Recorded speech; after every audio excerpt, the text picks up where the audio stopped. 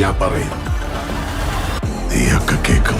സുല്ലേട്ടാ, എന്താണ് സുല്ലേട്ടനെ ഇങ്ങനെ സിനിമ ഉണ്ടാക്കാൻ പ്രേരിപ്പിച്ചത്? അപ്പം സുല്ലേട്ടൻ പറഞ്ഞു, ഞാൻ പറവൂര് കൂടി ഇങ്ങനെ ബസ്സിൽ ഇങ്ങനെ പോകുമ്പോൾ ഒരു മതിലിന്റെ ബാക്കിൽ 2 പേര് ഒരു പോലീസ് സ്റ്റേഷനിൽ നോക്കി വർത്താനം പറഞ്ഞ് നിൽക്കുന്നു. അതിലെനിക്കൊരു കഥ തോന്നി. അതാണ് ഇപ്പൊ നമ്മൾ ട്രെയിലറിൽ കാണുന്ന ഫസ്റ്റ് ഷോട്ട്.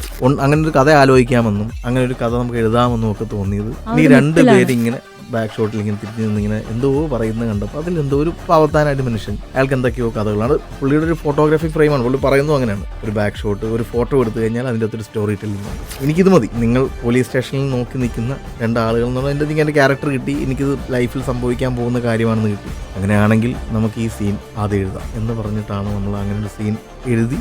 റൈറ്റർക്കും ഡയറക്ടർക്കും അത് ഓക്കെ, ഈ കഥയിലെ ഏറ്റവും ബിലീവബിൾ ആയിട്ടുള്ള പോയിന്റ് ഇതാണെന്ന് മനസ്സിലാക്കി. ദെൻ നമ്മൾ സെറ്റിൽ ഷൂട്ട് ചെയ്യുന്ന സമയത്ത് ഞാൻ ലാറ്റനടുക്ക് പറഞ്ഞു, ലാട്ട ഇതാണ് സുനിലിനെ ഈ കഥയിലേക്ക് എത്തിച്ച സീൻ, അതുകൊണ്ടാണ് ഞാൻ ഷൂട്ട് ചെയ്യണമെന്ന് പറഞ്ഞു. അങ്ങനെ ഷൂട്ട് ചെയ്തു.